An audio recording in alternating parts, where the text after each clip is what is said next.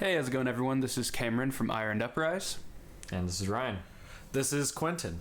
And we are here today to do a little commentary video for everybody on our new album, Penumbra, which is apparently starting now. Huzzah. Huzzah. So yeah, we thought we would just give you guys a little insight to stuff you may have missed on the album, or just kind of our thoughts in general on all the songs and whatnot. So we're going to take the time now and do that for y'all. So starting off on. really quick. So this ambient weird sound, right, is just a really, really low-pitched choir. Yeah, it's a really crappy choir VST that doesn't have any range limits, so we just made it go like as low as we could. It's only cool if you break it. I remember, Incarnadine, I think, was the first one that I ever actually sat down and started writing strings for. I remember back before I even had Reaper, when I was still using Sonar, I remember sending a really shitty MP3 file of hey guys, this is what it would sound like with strings. I remember that. I don't know if y'all do. That version is, I probably still have it. It's probably in one of our emails somewhere, yeah. I think that was the first time that all four of us were we heard the demo that you sent, and we were okay, I think we could probably have an actual orchestra behind music we make. Yeah, that was kind of the proof of concept for it. Although with this tram rhythm, I gotta say, I was really, really okay, how are we gonna make this work? Yeah. Because it's entirely just a tram rhythm. Yeah. Worked out in the end. I think it turned out really well. I'm a sucker for anything trem picking, so the fact that we were able to keep a melody with it as well, that's the tits for me. Oh yeah. Yeah, good times, man. I guess I was just worried because the subdivision was okay, we either go really slow or we go really fast. It's do we want to be Flesh God or we do Dimmu Borgir? Which one? Which one do we decide on? Which one are we agreeing now will be accused of ripping off later? Yeah, exactly. Yeah. I always think, when looking back on this song in particular, just how difficult, it was almost in a weird way we tried to make it difficult, but not necessarily the most difficult thing. I feel this was the one where it just actually ended up being semi-difficult just because it was itself, versus other songs that we'll talk about later that just kind of are difficult because we made them more difficult later. Can we take a second and comment on the fucking sound design on some of these? Those little metal taps. Dude, Damage. I love Damage so much. Damage and ominous brass. Ominous brass. Ominous brass. Bass trombones are the greatest instrument of all time. Oh, that phase is so good. The phase across the whole album is we do it a couple of times. Yeah, there's a couple spots where it's Incarnadine, I know for sure on Kingdom. It's it's somewhere else too, but we'll point them out as we go. We'll keep a little ticker of phase pan moments. We'll get there. I always loved that little choir stab too. During the chorus, I know it's pretty subtle, in the final mix, but I think it still is really fucking cool when it accents the bass line. That's the best part, is that you're oh, it's got the chorus, and then there's there's the bass is actually doing it too, which is awesome. That's something about your bass playing on this whole record that I actually really appreciate, is that you kind of dip in and out of doing other people's parts and sections, and you'll just kind of do whatever in between certain parts and accent, just you know what, I'm gonna accent that. I mean, kind of oddly, as far as candidly speaking, working on new material, it's kind of finding a balance, okay, how do we maintain the same energy but not do the exact same thing? not to go too far into that. Also, gotta love that Dragon Force solo ending bit. Oh yeah, That still kills me with laughter. sliding fifths, man. Well, it's sliding also fifth kinda, harmonies. Dragon Force. It's kind of bow to me. Yeah, it's kind of just everything that I. Oh, dude, you all said of it my best guitar earlier. This song bleeds all of our influences. Yeah, it really is. Like, Yeah, there's In Flames, there's Bodum, there's like Lamb of God, like a bunch of different. It's pretty things. all over the place. I always think this chorus is just like Cradle if it was just this beefed up like fuck you kind of energy, and the vocal like just like layering. I mean, we're gonna talk about the vocals, I'm sure, a shitload in this, but like that's probably one of my favorite highlights. It's just the layering and how well Jamie made everything very clear, but you can still like you could feel the power and rawness of it. My one like regret, I guess, is like not boosting backing vocals ever so slightly, because when you listen to it compressed, it's like it's still there. Yeah, there's moments I would tend to agree, but that's just hindsight, you know. Yeah. All right, From Nothing, first single. What can I say about this one? I think this was another one that we kind of worked on pretty early on. If I remember, it's been here for a while. That's been a demo that's been sitting on. Yeah, it was just the black metal song for a very long time. Oh shit! Even though most of it really has nothing to do with black metal, it's kind of just the intro riff is. Ultimately, it's not very black metal in the slightest, but yeah, that was the thing I was shooting for, and then eventually it morphed. But yeah, I mean, I think it's a good song for a single and everything. It's the most straightforward as far as like structure and everything goes. It's also the song where we had the very first like experimentation with shout vocals. Yes, yeah, this is the first shouty song, and hopefully we'll expand upon that. I always love this part with the whispers. The whispers. So, like, all of the different layers. So, oh god! All right, so the whispers are so most of them are just random phrases in Latin. And then, you know, your boys, being the boys that we are, managed to sneak a couple memes in there that I will leave up to your interpretation as to what they are. Figure out the memes. Figure out the memes. Whether you like it or not, they'll live forever. Big pinch. It's weird because, like, the way I'm listening, I didn't even hear it on Yeah, the no. side. Yeah. Like, where is it? dude, I always like Ben's ride work, and he does this a lot in this song, but like with the weird kind of off time thing. Yeah, changing up the subdivisions and everything. Like that's the tits for me.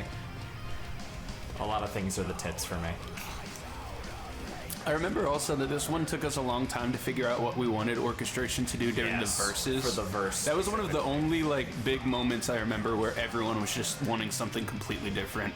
Yeah, that one I remember specifically. Yeah, I do too.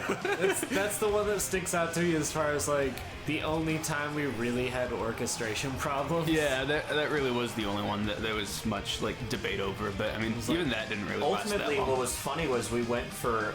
Honestly, I think it was like the most simplistic one. Yeah, the like, original one that I had was way more complex, and in hindsight, I'm really glad that it's not that one.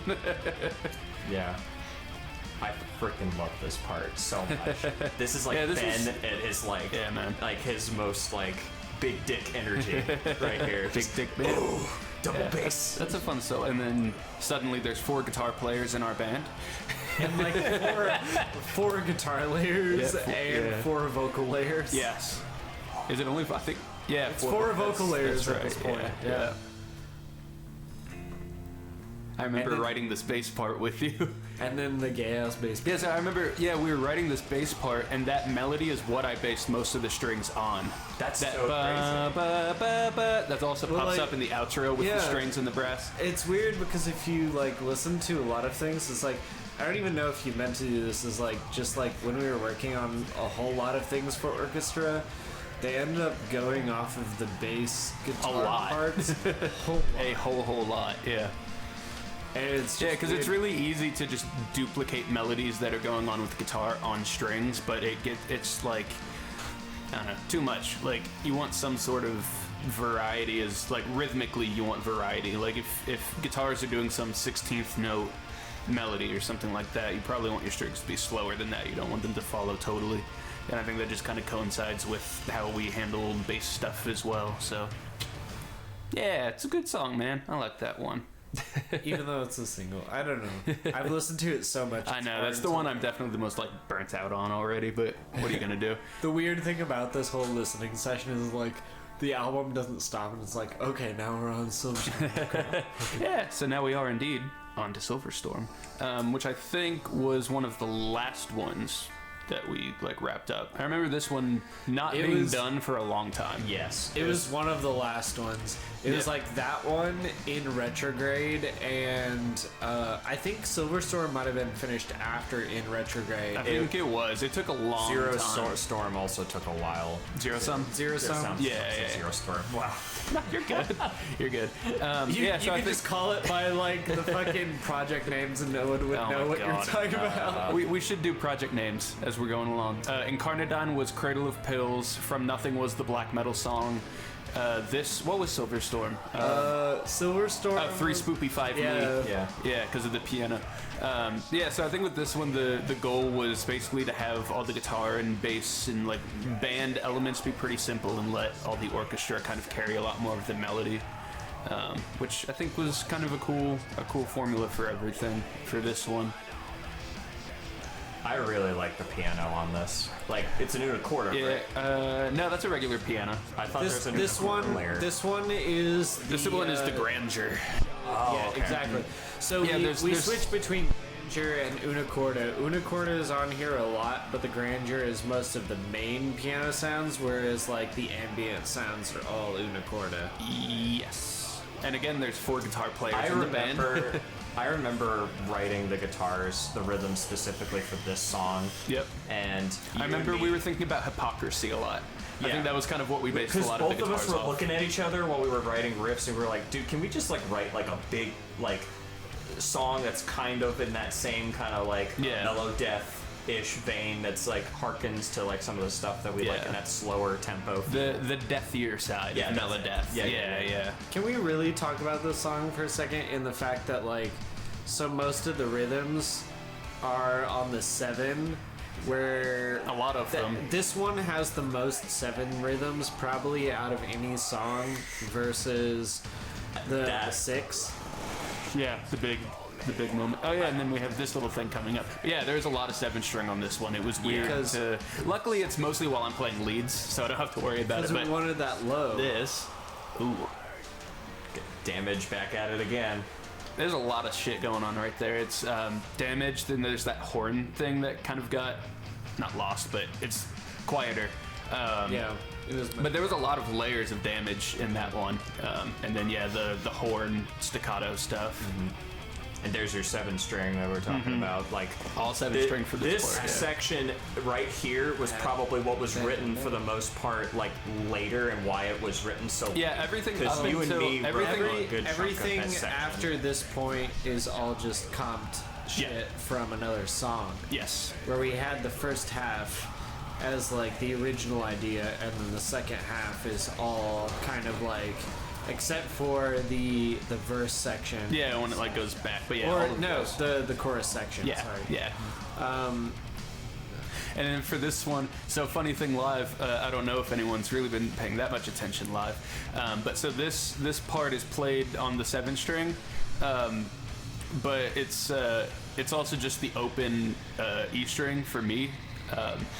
And it's a bend on an open string, which obviously not possible. So I have to like use my palm on my Floyd Rose to like get it to bend up. So if anyone never sees us play this song live, watch my right hand during that part if you really want to laugh. It's kind of ridiculous. And that plays into the fact that like we did a lot of this shit on 7s. Oh yeah. Well, we did it on like a little bit of everything. I mean, obviously on all the C sharp stuff, that was all 6s. Right. But this is the song that probably has the heaviest rhythms. Yeah, at 7. This is one of my favorite things that Quentin came up with for the record. Is this the low gain guitar? Yeah, the pattern with the low gain with the many vocal layers going on. Yeah. and how you two like actually came up with the patterns for how they were gonna. Well, the pattern was always kind of there. Yeah, he came up with the pattern. I just kind of helped come up with how it grew. But Well, I meant like vocally. Oh, vocally, yeah. Vocally, it was like I just had to pattern put was lyrics still to it, kind basically. of there. It was just like making sure the lyrics fit. Yeah. All right, The Finite and the Damned. Probably still my favorite, personally, on the album. I like this one a whole, I whole like lot. this one too. This is number 2 for me. Yeah. Of favorite songs. I don't know. We'll get to my favorite in a minute. I have a weird selection of my favorites.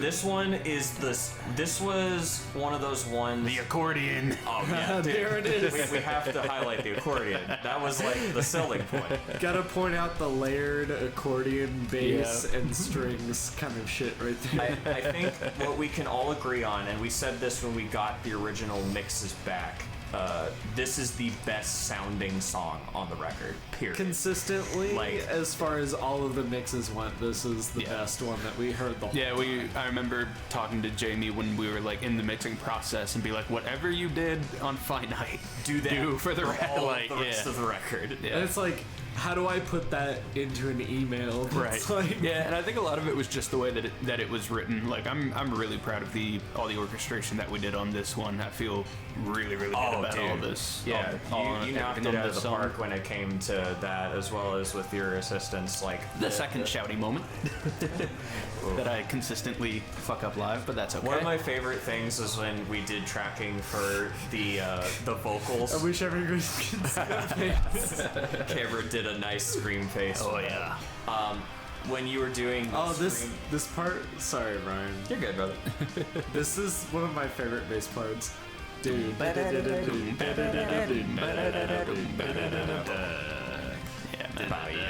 Because the whole time it's like octave, octave, but also like octave and then sixth, octave, sixth.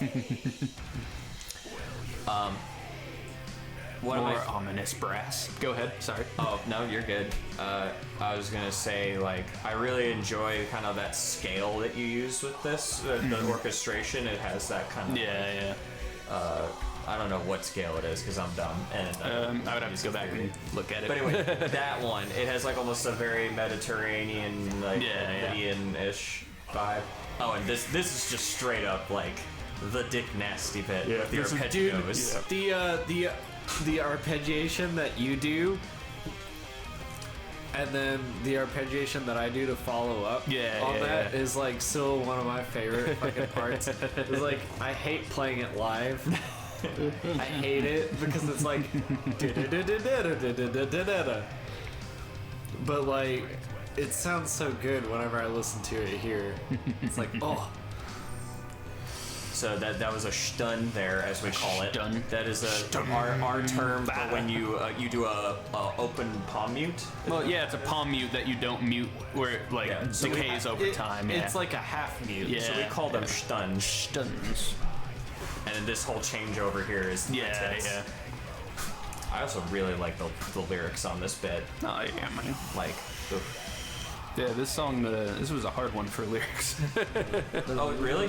Not challenge. Well, I remember this one being- not technically challenging, emotionally caustic. How about that? I remember that this one actually took us the least amount of time to revise. It did. It came out really it came out quick. It was just like, ugh. You gotta get in that right mindset. That was the Yeah, it was a weird, confusing song. dude. This is one of my favorite solos. Like right here. Yeah, I like Like this this part whole too. Yeah. like almost arc. And how But it, this rhythm though, along Yeah. with the lead, Yeah. is one of my favorite rhythms that we have done. like right here. That's just me being like, okay, let's Meshuggah the shit out of this. Like, weird ass. And then Well, here- I here's- remember here's we the were little- working through the it. little funk bit. and that was afterwards. You had another thing before. Oh yeah, this was one of the solos that took me the longest to write. It's not even like particularly difficult. I just like could never figure out exactly how I wanted it all to flow. But it worked out in the end. All right, so this fucking section, this section, I love it, but there was a tumultuous point Oh yeah. with this section. With the fucking tin whistle. So, yeah, Originally, there was a tin flute on this part because I really, really love Irish music and I wanted to have this really nice melody. But unfortunately, the specific VST we had, it just sounded like ass. Yeah, it didn't. Like, Total ass. We spent a long time on it too. Like the melody was great, but We like deliberated. We were like, is it gonna sound good in mixing? No. Is it not? No. And then we ended up Here's just what not we'll- sending it at all. How about this? If there's enough of a demand, we'll put a section, like a little clip of it, so y'all can hear it. Yeah. But I doubt it. oh god. Bob. That is one of the coolest things we were thinking about writing was the idea of having that pen You effect. go from one to the other. I have to say, whenever we play it live and we get like that stop, absolutely perfect. Yeah. Like it is one of the best feelings. Yeah. Oh, this whole song has some of the best like pauses and stops. Like this whole chorus, like Yeah. these choruses hit like a truck, which Yeah. is exactly what we wanted to go for. More ominous brass. The best. Going back to the rhythm, like the fucking we came up with that. Like I remember that was so long ago, Yeah. Yeah. and it was like okay. That was while we were still like in Murfreesboro. Yeah. That was back a in the really day. long time ago. We were writing parts of this and Skane at the same time. No. That's why Skane ended up the way it did, and that part ended up the way that it did. So And like, then- okay, so now do this. Little that was music box outro. Dude. The music box is one of my favorite VSTs It's so good. of all time. It's I a know. free VST. It's I know. fucking free. It's such a great one. Okay, Quentin. Oh my god. This. You're immediately gonna be like, hey, talk about this song. Question. Well, because this is mostly like your song. Yeah, okay. Like there was participation on Cameron's part, and Well- he also helped with some of the orchestration. Yeah, all I did Well- was play the piano. That's Well, everything all- else was Quentin. So like what I wanted Cameron to do was play the piano, and I was like, okay, I want like a free time piano to whatever I play as far as the ambience goes, and then I added in the voices later. Yep. So I knew kind of what I already wanted, and Cameron just kind of like happened to do pretty much what I wanted. It was crazy. It was kind of like the coolest thing. It was like Yeah, this was really weird because I remember like all the synths that you used and everything. Like they morphed so much over time as far as like key and everything. So it was never, I couldn't ever really figure out what key anything was in. So I just kind of moved along with what you already had for the synth. Well, so the- everything in the song was kind of based around just that drony type thing. The thing is that so the synth is called Question of Time. Yeah, yeah. And it originally has like a train effect, like an oscillation train effect in there. And I took it out. And I just used it for all of that low droning sound. Yeah. And I just kind of played on the little Akai Mini because Yeah. we had the two little MIDI keyboards. We had the Akai Mini, which is like the super small like keyboard, and then we had the Novation keyboard, which is like a full keyboard. Yeah. And it was like, okay, well, I'll just play the key changes super low, Yeah. do the bass parts, and I know kind of what I want to get out of this, and I know what I want to convey. But how do we put this all together? And it just kind of like happened we just without kind of like did it one day. yeah, it was like I don't know how this is gonna like all pull together, but it ended up doing it by itself. Yep. Here's the one curse word on the record. Yeah, the one explicit song. There it is. And I'm the one who says it. Our only expletive on the whole record. Why don't you fucking kill die. yourself? Oh, yeah, it's why don't you fucking die? I'm sorry. No, That's your okay. words. Oh man, that was a weird like I know this is gonna bleed into the next song, but that entire process of getting those vocal clips was a very Oh, nobody will know that I have like hours and hours Yes. of sound recording beyond that, where every person has like fucking 3 hours of like recording. Alrighty, Ad Astra. I love that clean guitar Yeah, tone we that's a got. good It is sound. obviously a straight ripoff of the David Gilmour tone, but I don't give a shit. It it's sounds really good. amazing. I remember you asked me like I want something like fucking Devin Townsend, David Gilmour, like clean but really washy. And I was like, I don't really know, but we'll figure it out. And I was just like, turn the goo up in this. Turn the goo up. And that's what happened, is like the goo went up.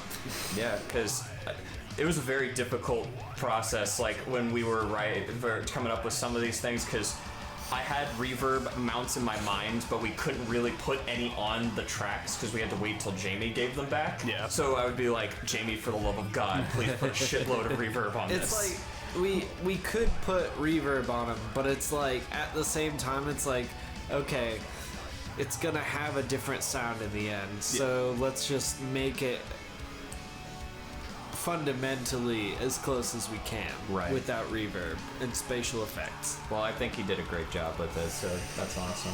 I remember vocal recording for this song was really fun.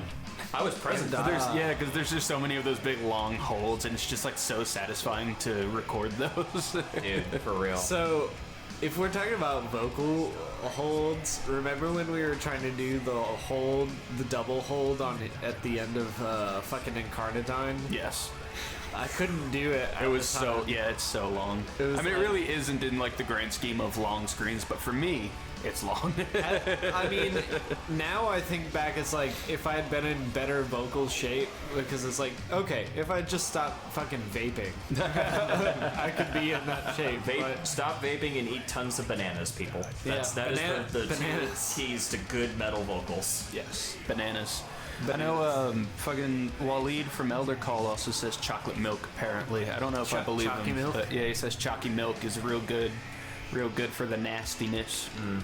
I believe him. I would too. Like, it makes sense. Phlegmy. Yeah. The phlegm. The Waltz Moment. Dude, this is one of my favorite things to write, is like all the 3-4 parts on this song. Yeah, this song was just really fun to write. Like, I remember not really ever having much debate about parts for this song. Because I write really all easy. in tabs, it's like I can look at all of the 3 or 4 interlude parts, and I'm like, oh, well, we're gonna do some weird like harmony parts. Is this another phase moment on this solo? Yep. So that's two.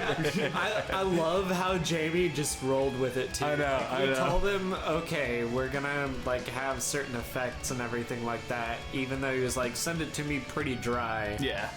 This is also one of my favorite solos on the. Yeah, this is my favorite solo on the album by far.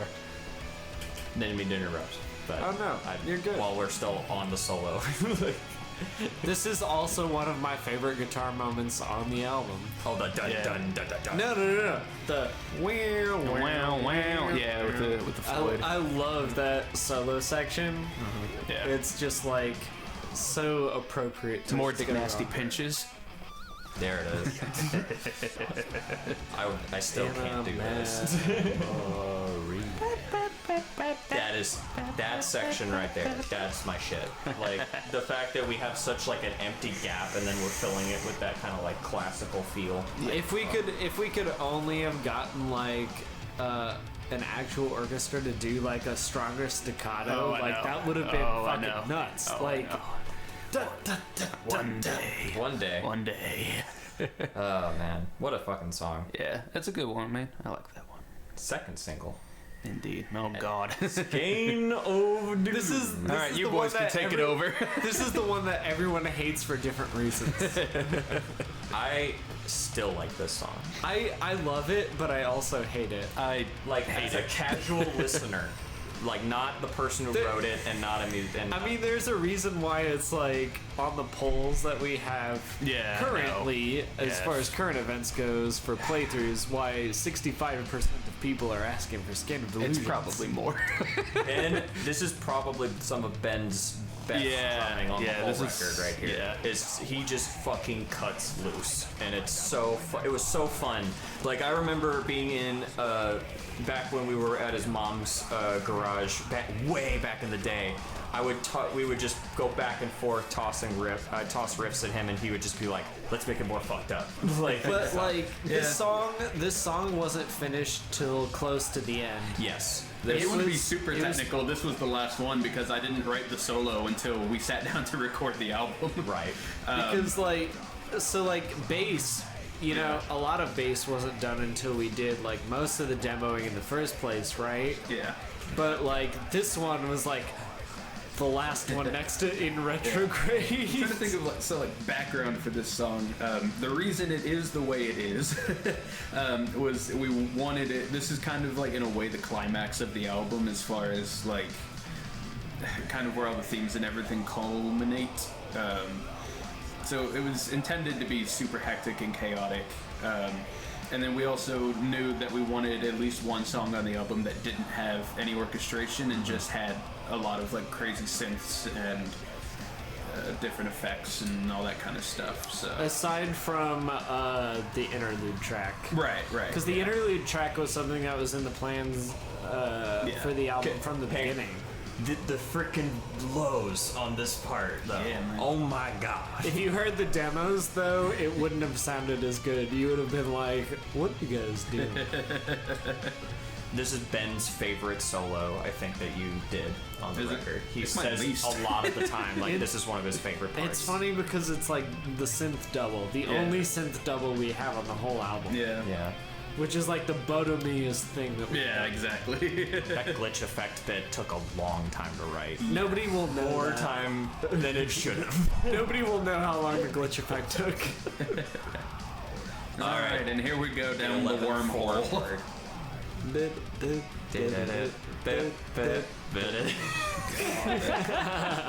I remember when we were coming up with the concept of this, I was like, guys, because you guys wanted me to try and write it on the spot when we were trying to record or come up with parts to tab it, and you were like, I was like, I can't do this. Let me sit with it for a day, and then I'll come up with something. We were in Murfreesboro for a lot of this. Yeah. A lot of the like really Meshuggah groove stuff. We came up like this part right here. Oh yeah. That was like, I remember being on the couch in my room in Murfreesboro. The sound effects on this are I have so to say good. though, like even like yes, I know I wrote the lyrical part for this, but it's one of my favorite like vocal moments because it's so different from the rest of the album. Yeah. And then the bass and drum bit. Ooh, dude, it's just wanky. But that's what's this. See, this reminds me of like old school thrash stuff, man. Like the stuff that like you don't hear as often nowadays in music, and it's so cool that it's like brought back into this way. Can we talk for just a second? Can we talk for 3 hours about the bass harmonic? The bass, the fretless bass harmonic that happens there where it's not a fucking guitar and it's 2 notes instead of just one on a harmonic that slides. Like, that stuff is stupid. This is one of my favorite rhythms because it's so like groovy, and it goes into this nice little like. Ooh. This song is weird.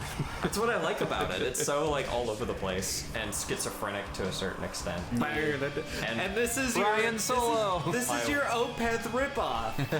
Yeah, it's straight up a ripoff of Blackwater Park, but I tried to spice it up a little bit and do But my I own love it. thing. And then we tried to come up with the weirdest sounding guitar tone. Yeah, I don't even remember everything. I know We the sat foundation down of it is an together. octave. It's an octave effect. That's like the most of it, and then it's a flanger, and then something else that I don't remember. I have to dig right into It's a here. phase effect and a flanger at the same Is it time. okay? This bit right here was all improvised from. Yeah. From We the did from that. the end of Because we this- had the choir section, the female choir section that we were fucking with at the time. Yep, and then Ryan, let that take. When I was recording it, I let that take just keep rolling back into the chorus, and he just kind of rolled with it, and The vocoder. yeah, the vocoder. The vocoder that we have is the scream of Cameron just sent through a synth that is pitched or pitched. Yeah. Indeed, it is. Yeah, I did not sing that. Yeah, no, nobody sang that. In fact, it was all digital synth. Movie magic. Love it. Dude, the glitch sound effects, like the ones that are like the impacts. Well, so on that this- that one was damage. Well, and then that glitch was when you oversaturated the vocals. That's right. Oh yeah, remember? You're Yeah, right. yeah. You're right. And that was a Reaper like plugin where Yeah. like fucking. Oh yeah, I forgot about that. I forgot Yeah, about boy. doing that. That's so cool. What's next? Oh, In Retrograde. Yes, right. sir. All right, cool. Yeah, the instrumental track. Oh no, Cameron, I'll let you start talking about this one. Oh, So there's like three. There's a lot of stuff. There's a lot to talk about because this technically is the song. I guess if you were technical about it, this took the longest to write because we wrote it basically over like. It was never something we all sat down and write. We would just kind of keep adding parts and coming up with transitions and stuff over, I don't even know, a year and a half probably. Like It took 2 years. Was it 2 years? Yeah, it was 2 years, and then the orchestration was another year. Yeah. I remember this. It was literally written chronologically. Yes. Like the way that the song was laid out was how it was written. Yeah, we like wrote this it in, section. we would sit down at the DAW in the session and add to it. The very first time that we sat down to write, we wrote this whole first section where we did the guitar clean section. Yeah. And we wrote all the harmonies. Yeah. And actually, then these are still the demo guitars too. Yeah, because we liked this clean sound so much, and we could never really like replicate it, so we just kept it. Lost the patch in the Kemper somewhere. Yeah. Which, I mean, luckily it was all in tune and on time. And then I played the bass to it, and the bass is the original too from everything. And then at the time, I also wrote the Mellotron strings, which is the same even now. Yeah, so practically all of this section is basically what happened in one day. And then we didn't do anything for like months, and then we came up with this next section. Yeah. And then we wouldn't work. And we put the impacts for damage and everything because we couldn't figure out before how to do them the way we wanted. Yeah. But Ryan, I remember Ryan was specific about it. He was like, I need like this sound. Yeah. Which part specifically? With the impacts and the swells on the sound effects. I'm very particular about wanting to, especially since we wanted to have that like horror aspect of it, and that there's this tension of sorts leading into the next parts. Like I love sounds of like this unease and stuff. So we were very particular about that bit. And we manipulated a lot of things during this song. Like the same choir that we used in Incarnadine where we pitched it super low. Yeah. We used a lot on this same song where we would manipulate it in ways where it was like the only way it sounds good is just if you make it sound ways that it shouldn't. This is one of my favorite rhythms I didn't write. I remember us fucking with this shit too at your apartment. Like this was after I moved to Nashville. Yep. Yeah, I remember coming up with what this I part loved too. about it is the fact that it has this great, easy to cook onto riff, and then you added the harmonies on top. I was like, I'm sold. Yeah. And then we changed the bass harmonies too. Yeah. To move with the guitar harmonies. And then from this part, that's me. Like it's I think rhythmically, at this point, most of this is all 7-string, so I can't play it even if I wanted to. And a lot of this is just me channeling as much Devon as I can, make it big and just open. And now there's 6 guitar players in the band. I was telling Matt and Zach earlier, they were like, why is it in retrograde in the poll for playthrough songs? Because I don't want to play it again. Frankly, I don't even know how to play it anymore. We would it's like we would have to learn it all, right? Yeah, we would and literally then we would have to play it all with multiple camera angles. Yeah, it would be such a bitch. I said if they want to edit it, then go for it. I'm not doing it, that's for sure. Yeah. Anyway, but I really like the arrangements on a lot of these, and I know we put a lot of time into this one was especially these really, first sections. Yeah, and a lot of it, I remember the difficulty we had with like orchestra with this song was overwriting it. Like we would listen to parts and be like, man, there's just too much. Like we got a little too carried away with how open it is with not having lyrics that we really had to kind of like. This part let's was not weird, kill everyone. This part was kind of like we need a transition, and it kind of came out of nowhere, which I still kind of hear when I listen to the song. Yeah, it's like we did the weird sound effects, we did the heavy as shit, but then we immediately go into like this part of the orchestration, and we have the big choir and the native instruments orchestra. Yeah. This is just. We also go down. Choir. We sum down to just the female vocal that we had from the original. See, like that low. Yeah. is like you're not supposed to be able to do that with the original. This is choirs. one of my favorite little exchanges that happens. Is like that the guitars play off of the orchestration and they go. Yeah, I remember doing this in studio too, because this was all supposed to be played as like one solid riff, guitar. and I was like, dude, you need to break it up, and we'll pan it back And it just forth. sounds so like. And then. Yeah. And it just hits like a fucking truck. That's my favorite type of music. This is one of my favorite fucking parts of the whole album. Me too, especially when the pizzicato comes in. And the pizzicato and the low bass, yeah, where it's like at the same time.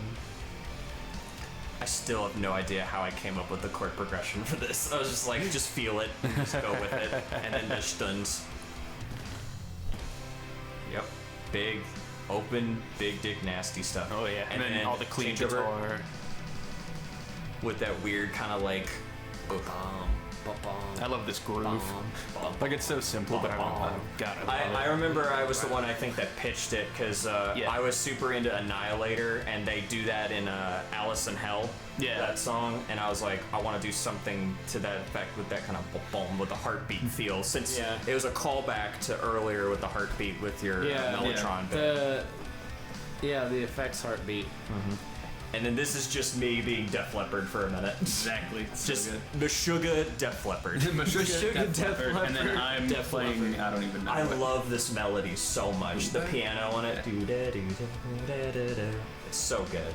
Yep, that's a piano and 2 layers of clean guitar on that. Yeah. Good shit. And that just cuts. Oh, it's yeah. like, fuck you. Oh, and then Zero Sum. All right, Zero Jesus, Sum. I forgot man, about we're this. almost done. All right, Zero Sum. Zero Sum is probably the most underrated song. I feel It's so the sneaky far. song. The Yeah, well, it's like- man, it's weird. Like this, again, technically would be like the oldest thing because this melody and the harmony for it I had in high school. Like I had this before I met anyone, I think. That's like crazy. I've had this melody for a long time. It's kind of like if you get to this point in the album, like, congratulations. Congratulations. I really like the harmonies on this. Hence the reason the temp track title was Harmonies Yo! Yo! Exclamation point. Yep. Important about the punctuation there. I really enjoyed writing bass for this song, Yeah. honestly, because it's like, okay, well, I guess I can jump everywhere that I want to go. Pretty much. Yep. A lot of my Octaves, favorite harmonies, whatever. A lot of my favorite drums are on this song too. Oh, Especially yeah, like when it gets into the main groove where it does like the upbeat accents right here, or next, The next section. Yeah. Even this part, though, Yeah, man. just like heavy. It's just a great groove. Yeah. There with the hi hat on the up. Anytime Ben does Good stuff, upbeat stuff, it's like some of the best bits on the record for me. Like, And then let's see. Oh yeah, the distortion on that vocal. with like the little feedback on it. Yeah. It's so good. It was the we used the same effect that we used before on Scan of Delusion. Yeah, the same saturating thing. Yeah. It was slightly less saturate this time, but it was. Yeah, I just wanted to have that kind of like AM radio type feel. Yeah.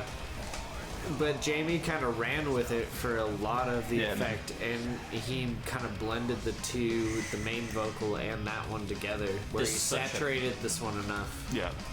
This is such a good riff right here. Like the Obscura-esque kind of feel with the harmonies and stuff. It's like, ooh, Yeah. that's great. Well, thank you. This was a fun one to play with too. Dude, I remember having to jam this out with the 4 of us in the room a lot of the time back This in was- Ben's mom's garage. This was the one that we jammed the most besides Kingdom. Yeah. Like, Yeah. because we came up with the whole end section that we haven't yet to get to. Yeah, this was one of the songs where like it was finished up to a point, and then it was just like we have no idea what to do with it.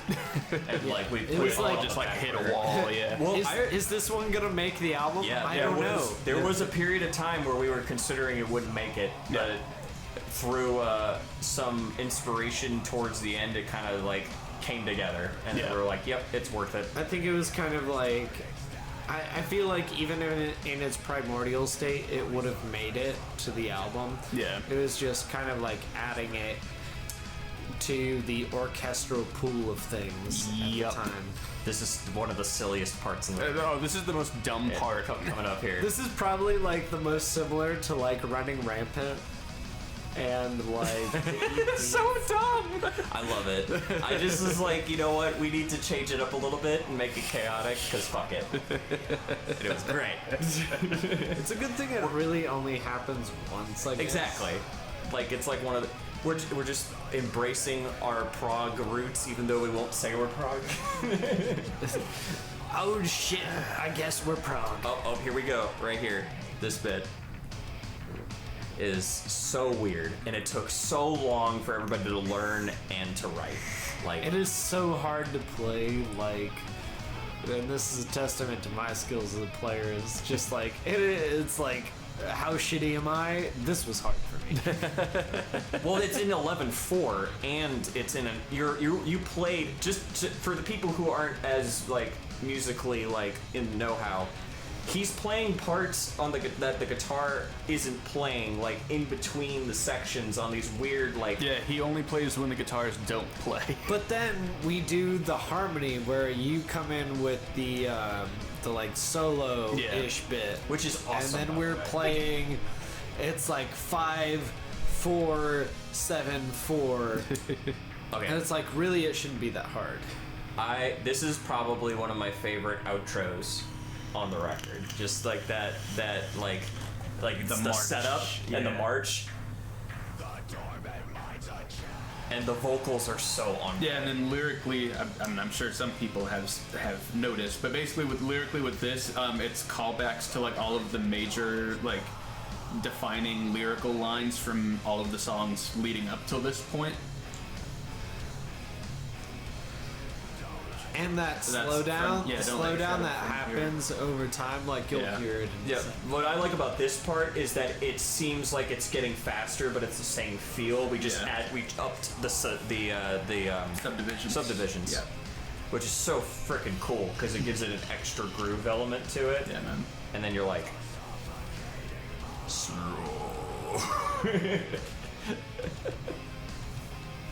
And the subdivision doesn't change in that second half. It's literally just the tempo change.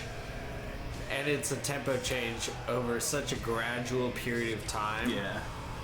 oh, what's even weirder is that it's doing the subdivisions as they go up backwards as it goes down. Yeah. So it's like you're listening. It starts with eighth notes and then goes to 16th or eighth triplets and then 16th triplets, and then it works its way back down from there. So cool. That last part with the wavy guitars. I remember that. That was an idea that we had for It was a mistake. Well, it was a mistake. It was because I did it. I did it in the demo when I did that, and it did But that. And then I was we like, had man, to can I? replicate And I was it? like, can I match it on the other side? And I was like, yeah. All right. Then we had to replicate it. Yeah, it was hard. Yeah, you had to replicate. I fuck up. All right, Kingdom, we're here. Last song. Oh, good God. So This is the oldest song except for Finite and the Damned. except for Zero Sum is the oldest. I mean, This is the oldest complete song because we had this song like not long after we put out Empire Complex. I mean, this is the oldest one that we all wrote together overall. Yeah. This is the oldest one that passed the EP. Yeah. I cherish some of the writing sessions we did with this because this was back when you lived in Smyrna, if I remember correctly. We were actually the closest geographically, at least the three of us together. Because we went to, I'm not going to say her name over here, but a friend's house that you happened to be living at the time. Yeah. And we did many a writing session where we literally went part by part with this. It was probably one of the most meticulous riff writing sessions we've ever done. We wrote the bass part and like the whole beginning section at my first apartment in Murfreesboro too. It's like that's how fucking old this thing is. Yeah, man. It's old. But at least it was really easy when we sat down to record it, because like all we had to really do was just write orchestration to it. Yeah. But this is one of the coolest things though about this album is like this song is one of the only songs that was entirely written outside of just like collaboration in tabs and inside of a digital workspace. Yeah. Like we actually just jammed this whole song pretty much and wrote pretty much the whole thing. Yeah. So cool though.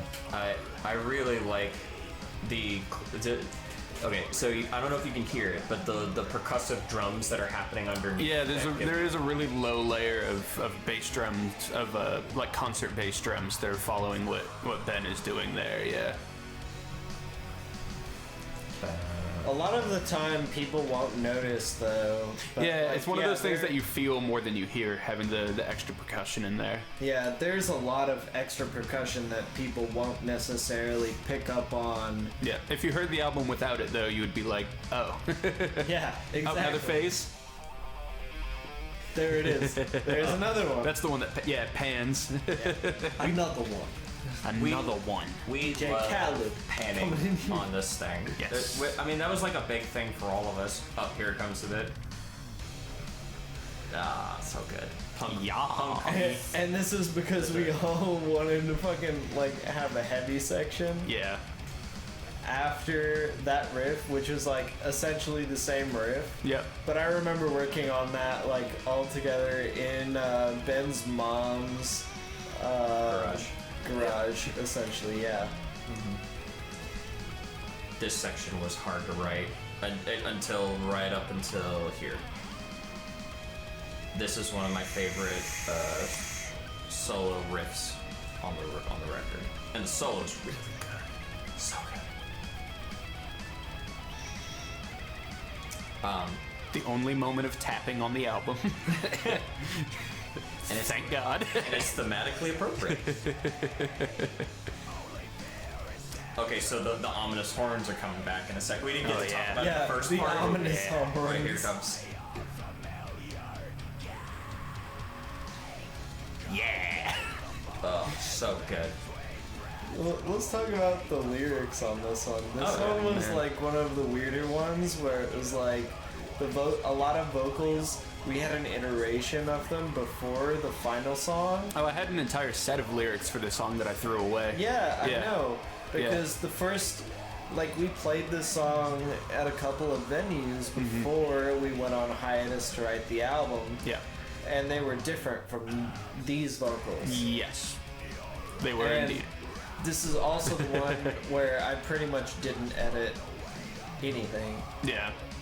Yeah, well, I think you helped me with a couple of, like, phrasing things, It but was like yeah. small shit, but Yeah. it's like the other Grammar. song, all of the other songs were like, okay, we're working on this stuff, let's make sure that it's all like together. Yeah. But this one was probably the one where it required the least amount of like input.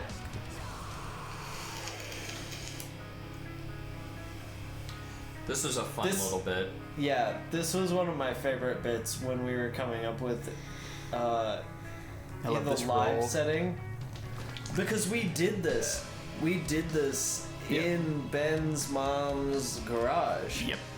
And we came up with that together. Yeah. And it was just kind of like, this is kind of nasty. Like, oh shit, we might have then the choir that pitches down. Yeah. Yeah. That was a really cool effect too. Yeah, like yeah. when we were fucking with like CC Yeah. and MIDI changes. Yep, it's usually something you don't want to do because those programs aren't really like meant to do that and make it sound good. But like I think it was subtle enough that I don't know, it made it sound just like really eerie. Yeah. Like I have everything kind of fall down like It was like less than half a step, but it's more, still more defined than a chromatic drop. yeah. Okay, so yeah, this last solo, also one of my favorites, because for any guitar tone dweebs out there, this is a Kemper profile of a Rockman unit, which is the Tom Schultz from Boston amplifiers that his company made or makes. I don't know if he still makes these specific amps, but yeah, I've always been a giant Boston fan, and I totally wanted to use a Rockman on a solo, and I did. And I found a Rockman profile on the Kemper. Yes. And I was like, oh boy. Oh, sorry.